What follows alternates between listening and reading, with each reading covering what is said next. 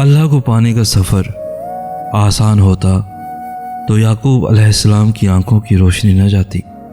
ایمان کمزور پڑ جاتا ہے، کوئی بات نہیں، قدم لڑکھڑا جاتے ہیں، کوئی بات نہیں، دل گھبرا جاتا ہے، کوئی بات نہیں، رونا بھی آتا ہے، مگر کوئی بات نہیں، مگر اس سب کے بعد بھی تمہارا بھروسہ نہیں ٹوٹنا چاہیے۔ چلتے چلتے تھک بھی گئے ہو تو قدم رکنے نہیں چاہیے، روتے بھی ہو تو شکوہ نہیں کرنا چاہیے۔ اور یہی پہ اللہ کو اس کے پیارے بندے ملتے ہیں، وہ جو سفر کرتے رہتے ہیں، وہ جو گر کر بھی بھٹکتے نہیں، اور یہی یقین تمہیں اللہ کا بنا دیتی ہیں، کیونکہ اللہ کو تو بس تمہارا یقین دیکھنا ہوتا ہے۔ لوگ پوچھتے ہیں کہ آزمائش اتنی لمبی کیوں ہوتی ہے، آزمائش کب ختم ہوگی؟ جب اللہ پر توکل ہے تو اس کی آزمائش پر کیوں نہیں؟ جتنا تمہارا توکل اور یقین مضبوط ہوگا اتنا ہی امتحان مشکل ہوگا۔ کیوں اللہ آزمائش لے گا؟ تاکہ وہ دیکھ سکے کہ جس کامل یقین کا تم زبان سے اعتراف کرتے ہو، وہ دل سے بھی کہتے ہو، یا ذرا سی مشکل تمہارا توکل توڑ سکتی ہے۔ آزمائش ہمیشہ کے لیے نہیں رہے گی، کیونکہ پھر اللہ چن لیتا ہے انہیں جو شکوہ نہیں کرتے۔ اللہ اب بھی جانتا ہے اور اسے آگے بھی سب پتہ ہوگا، تم جس حال سے گزرے ہو یا گزر رہے ہو، یہاں تک اسے سب خبر ہے۔ کچھ لے لیا ہے تو سوچو کہ دیتے وقت وہ تمہارے ہر ادھورے خواب کا خیال رکھے گا، اتنا دے گا کہ غم بھول جائیں گے، بس خوشی یاد رہے گی۔ تم کیسے برداشت کرو گے، کیسے صبر اور توکل رکھو گے، یہ سب تو زندگی ہے۔ یہ نہیں دیکھو گے تو زندگی میں آگے کیسے بڑھو گے؟ اللہ کے بعد انسان کی سب سے پہلی محبت اس کے والدین ہے۔ والدین تو وہ ہیں جنہیں پیار سے دیکھنا بھی عبادت ہے، اور باپ تو جنت کی کنجی ہوتے ہیں۔ باپ کی تو ہر چیز مقدس ہوتی ہے، ان کی قمیض سے آتی خوشبو، ان کا گھر میں داخل ہوتے ہی ان کا جوتا بیٹیوں کو تحفظ کا احساس دلاتا ہے۔ اولاد اس باپ کے رزق حاصل کے لیے بہائے گا ایک قطرے کا بھی حق ادا نہیں کر سکتی۔ یہ ایک باپ کی ہی اولاد سے محبت ہوتی ہے کہ ہمیشہ باپ چاہتا ہے کہ اس کی اولاد اس سے زیادہ ترقی حاصل کرے۔ ماں کی اولاد کے لیے محبت ظاہر ہوتی ہے، مگر ایک باپ کی محبت بھی ماں سے کم نہیں ہوا کرتی۔ فرق صرف اتنا ہے کہ ایک باپ اولاد کے لیے محبت کو اس طرح ظاہر نہیں کر پاتا جیسے اس کے دل میں ہوا کرتی ہے۔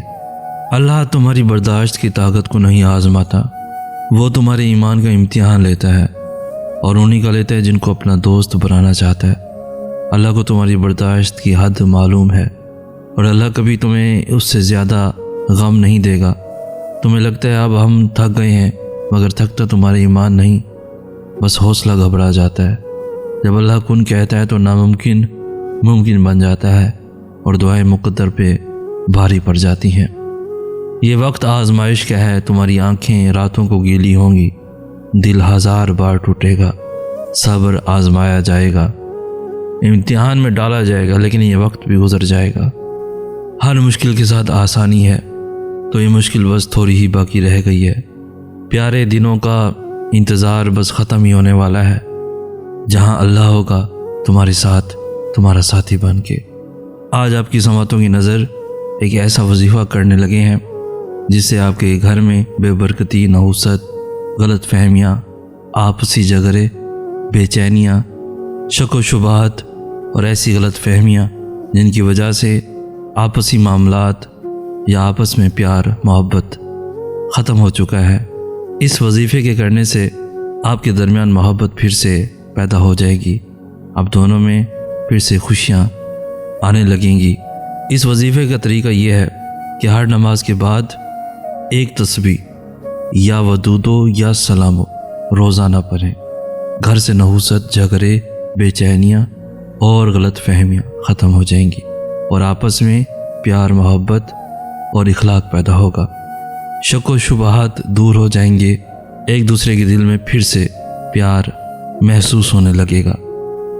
نصیب کسی نے کھول کر تو نہیں دیکھے، وہ تو اللہ کے لکھے ہوتے ہیں، اور اگر کسی کے برے ہوں تو نصیب کبھی برے نہیں ہوتے، کیونکہ وہ اللہ نے لکھے ہیں۔ اللہ زندگی میں درد دکھاتا ہے، اس کا یہ مطلب نہیں کہ ہمارا نصیب درد بھرا ہے، بلکہ اس لیے تاکہ ہم بہت ساری دعائیں مانگ کر اس اللہ سے اپنا نصیب خوبصورت لکھوا لیں۔ اور اللہ ایسا کیوں کرتے ہیں؟ کیونکہ وہ ایسا انہی کے ساتھ کرتے ہیں جن سے وہ محبت کرتے ہیں۔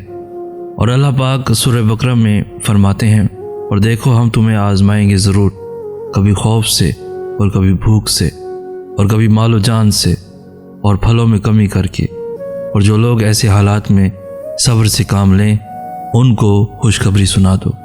انسان کا کام صرف سوچنا ہے کہ ایسا کر لیں گے اور ویسا کر لیں گے، اور جب زندگی ہماری امیدوں کے مطابق نہیں چلتی تو ہم پریشان ہو جاتے ہیں، لیکن نصیب اور مقدر کا پتہ تو صرف اللہ کو ہی ہے نا۔ آگے کیا ہوگا، کیسا ہوگا، سب اللہ کو پتہ ہے۔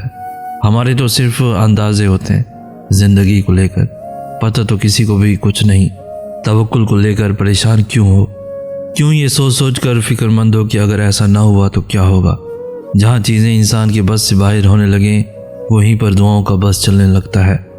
تمہاری مانگی ڈھیر ساری دعائیں اللہ کے پاس جا کر تمہارے خوبصورت نصیب کی سفارش کرتی ہیں، کیونکہ دعائیں ہی تو مقدر کو خوبصورت بنا سکتی ہیں۔ جب جب تم یہ سوچتے ہو نا کہ شاید وہ رب تم سے ناراض ہو گیا ہے، وہ تب تمہارے سب سے زیادہ قریب ہوتا ہے۔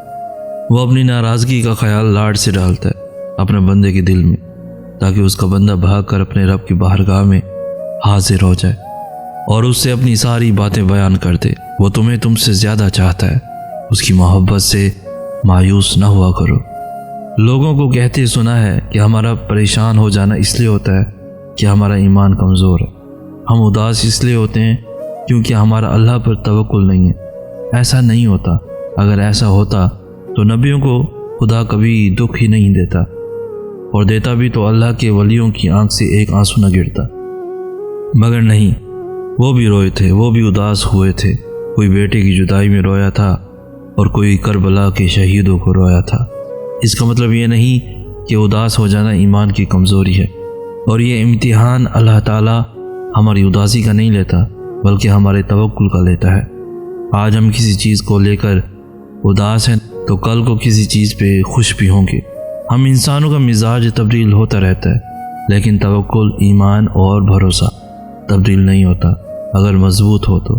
اور یہی تو امتحان ہے کہ دکھ میں بھی اللہ پر بھروسہ بنائے رکھنا، پھر چاہے ہم کتنے ہی اداس کیوں نہ ہو جائیں، توکل ہمیشہ رہنا چاہیے۔ یہ دنیا اللہ کی ہے، لیکن یہ دنیا اللہ والوں کو راس نہیں آتی۔ مگر تم غمگین مت ہونا، دنیا کا ساتھ ہونا اہم نہیں۔ اگر تمہارے پاس اللہ کا دیا قرآن ہے اور اللہ کا ساتھ ہے، اہل قرآن ہی در حقیقت اصل فلاح کے حقدار ہیں۔ کسی شک میں مت پڑنا، منافقین کے دھوکے میں مت آنا۔ یہی ہے واحد کلام اللہ۔ ہاتھوں کا اٹھ جانا یا سر کا جھک جانا کبھی بھی ہمارے بس میں نہیں ہوتا۔